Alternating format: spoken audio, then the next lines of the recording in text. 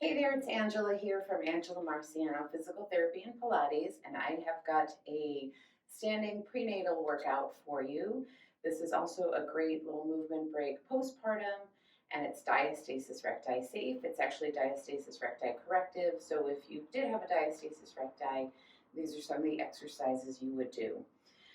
As always, do what works for your body today. Every day can be different, especially when you're pregnant or postpartum.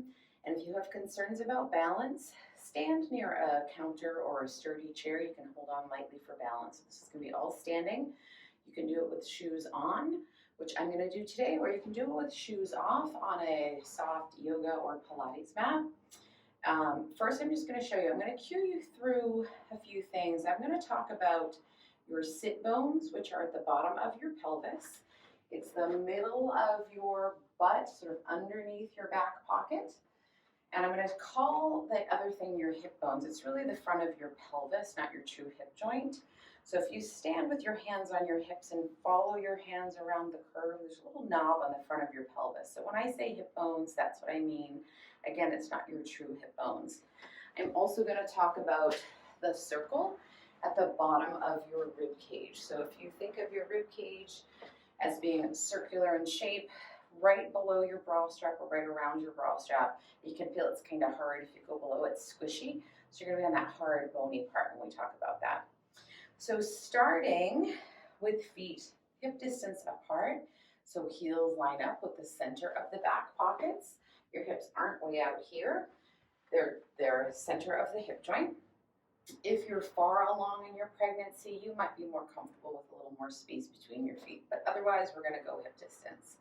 And you're just going to shift your weight towards the ball and heel of your foot, finding that there's a range of where you could be. So shifting forward to the ball of your foot without lifting your heels, shifting back without lifting your toes, and find that middle ground where weight is even on heel and ball of foot.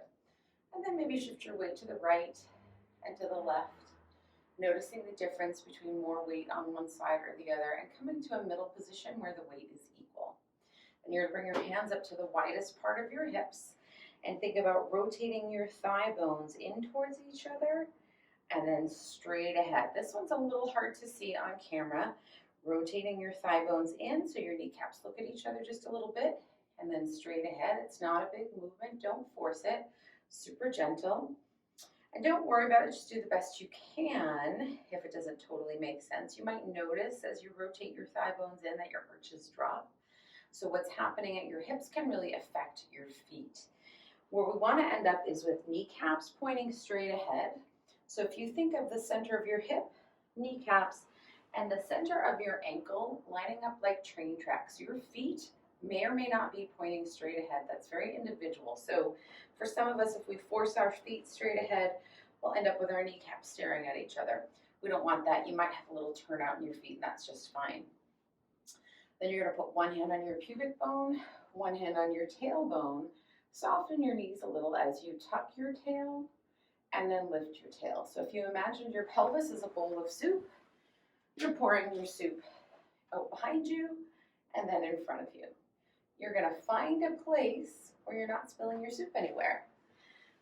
Keeping the pelvis in that nice neutral position, bring your hands up to the rib cage, the circle at the bottom of your ribs.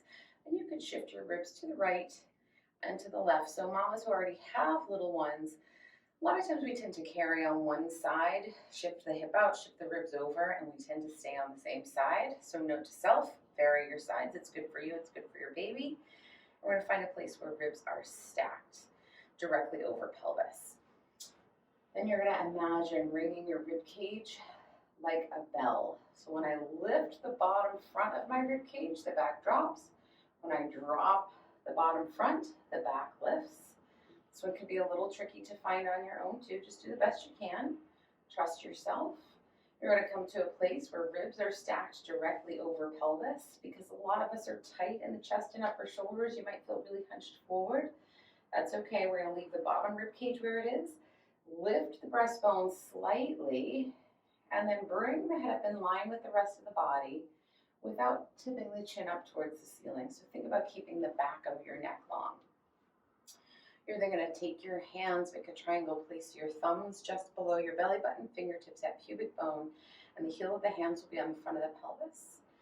And you're going to breathe into that space between your sit bones. Exhale. At the end of the exhale, imagine your sit bones sliding towards each other. Relax to breathe into the space between your hip sit bones. Exhale. At the end of the exhale, sit bones connect. Keep going with that. It's basically a Kegel. It's one way to break it down. Using the exhale to find a little contraction and the inhale to find a release. We're going to switch our focus now to the hip bones. You're going to relax, breathe into the space between the hip bones.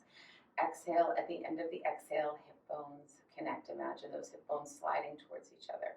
Relax to breathe into the space between your hip bones. Exhale. At the end of the exhale, hip bones slide towards each other.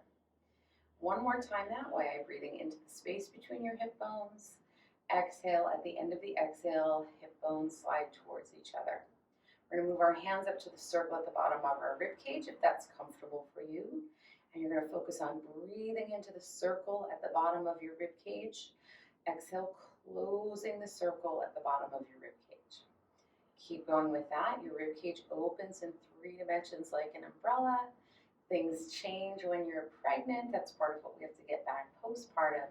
But you're going to do the best you can to maintain this mobility. Now you can leave your hands here on your rib cage if that's best for you. Rest your triangle on your pelvis or rest the arms by your sides, whatever works best for you. And breathe into all 3. We're going to combine all 3.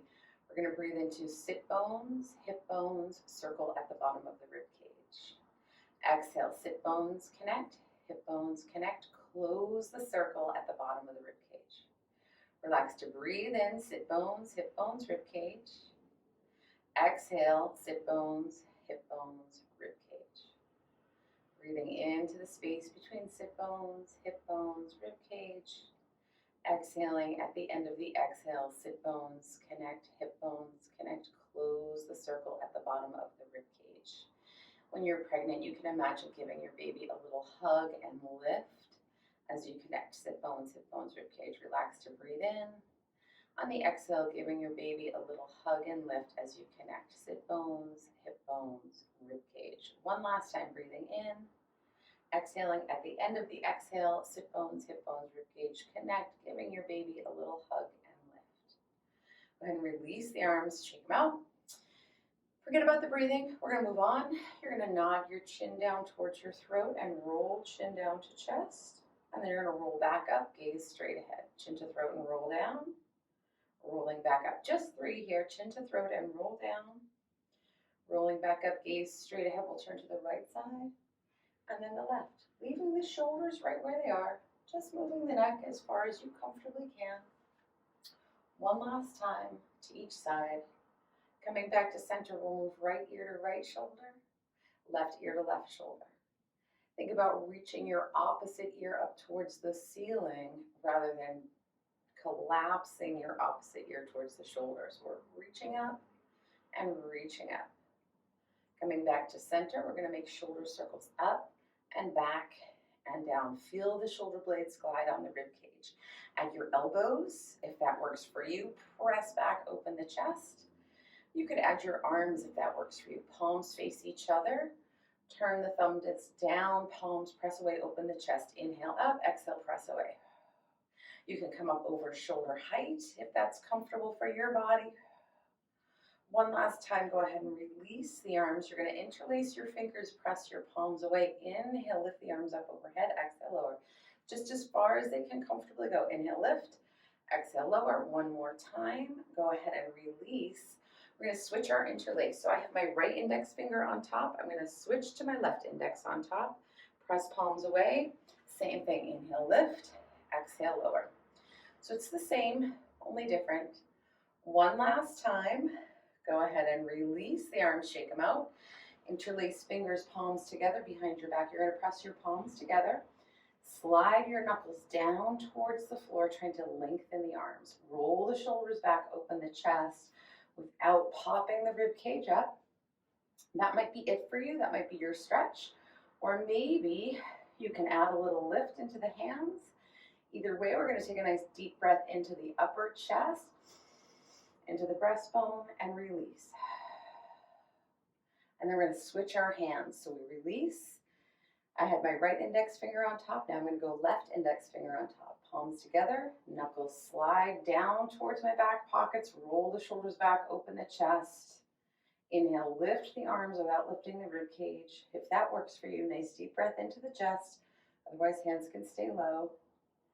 Exhale, release completely. Shake out the arms. I just want to make sure I don't forget anything. So now we're going to mix up the shoulder circles a little bit and do alternating shoulder circles. If you get dizzy, keep your gaze straight ahead. Otherwise, you're going to follow your shoulder and arm with your gaze. So we're going to take the right shoulder forward, shrug it up and back. Look at it as it becomes behind you. Turn and look at the left shoulder, up and back and down. So again, the option, if you get dizzy, keep your gaze straight ahead. You could add the elbows. If that works for you, your gaze is going to follow your elbow. You could add the whole arm. Hand comes up, turn, follow the thumb around your body. Inhale, exhale, rotating through the head, neck, trunk, hips. You'll feel the weight shift on your feet. One last time, go ahead and release. I'm going to cheat and look at my notes because I can't remember anything since I had kids. Right, interlace fingers, hands behind head, elbows wide. Index fingers at hairline, thumbs along neck. You're going to inhale, keep the ribs connected, keep them stacked. Lift your breastbones slightly, opening the upper back. Exhale, release. Inhale, lift the rib cage slightly, so it's just a small thoracic extension. We're trying to find this from bra strap and above. One last time. Coming back down, leaving the hands behind your head if that works for you. Otherwise, you can put them across your chest. We're going to bend to the right side, leaving the feet and the pelvis anchored. Inhale back to center, exhale to the left. Inhale, center, exhale to the right. Inhale, center, exhale, left. Come back to center, we're going to rotate. So pelvis stays square and straight ahead. We're just going to twist the breastbone towards the right side. Inhale, center, exhale, twist left. Inhale, center, exhale, twist right. No cheating and flopping the elbows around. Inhale, center, exhale, twist left. One more time. Inhale, center, exhale, twist right. Inhale, center, exhale, twist left. Go ahead and release the arms, shake them out wherever they're comfortable. They could be by your sides, on your hips, or keep them behind your head. We're going to move just the toes. You're going to lift all 10 toes off the floor. So you can't really see what I'm doing because I have shoes on. I'm not lifting my whole foot. I'm lifting my toes in my shoes. So depending on your shoes, a lot of shoes this works great in. Ideally, you should be wearing shoes that you can move your toes in. Lift all 10 toes and lower. We're going to switch to a heel lift. Inhale up onto the ball of the foot. Exhale, lower, lower, lower. Imagine you have ladybugs under your heels. Don't crush them. We're going to inhale up onto the ball of the foot. Lower back down, barely dusting the floor. Inhale, lift. Exhale, lower. Heels barely dust the floor. Inhale, lift. Exhale, lower, lower, lower. One more time. Inhale, lift. Exhale, lower, lower, lower. Keeping the heels on the floor, you're going to imagine your back is up against a wall. We're going to slide down our wall into a little squat. This is not a big, deep squat. Keep the knees comfortable. Keep your back against the wall. This is limited by ankle mobility, but it's a good stretch for ankle mobility, which really helps with balance. So heels stay down. We slide down the wall into a little baby squat. Knees stay straight ahead and comfortable. One last time. Then we're going to combine those two together. We're going to inhale up onto the ball of the foot. Keep the heels up, up, up. Slide down your wall, keeping all your ducks in a row. Straighten the knees. Lower the heels. Don't crush your ladybugs. Inhale, lift. Exhale, slide down your wall. Straighten the knees. Lower the heels. Keep the knees comfortable. Keep them straight ahead. You're allowed to go as low as you're able to go. It's much harder to go low. Don't get stuck down there. Little squats are fine. One last time. We're going to step the feet wide. Rotate out from the hip sockets. So the center of your hip, knee, and ankle are pointing to about 10 and 2 o'clock if you were standing on the face of a clock. Your feet might be in that same line or a little bit more turned out depending on your feet. Imagine your back is up against a wall. We're going to inhale, slide down the wall into a little squat. Exhale, lift. Inhale, lower. Exhale, lift. These could be tiny little baby 1-inch squats, that's fine. Or you could go nice and deep. Do what works for your knees and your body today. Your arches should not disappear as you slide down your wall. So the knees press towards the wall behind you. If your arches are disappearing, your knees might be collapsing forward. One last time. Walk the feet back into hip distance apart. Inhale, bring the hands up, bring the gaze up. Exhale, press the arms to the side, and you are done. I hope you enjoy it.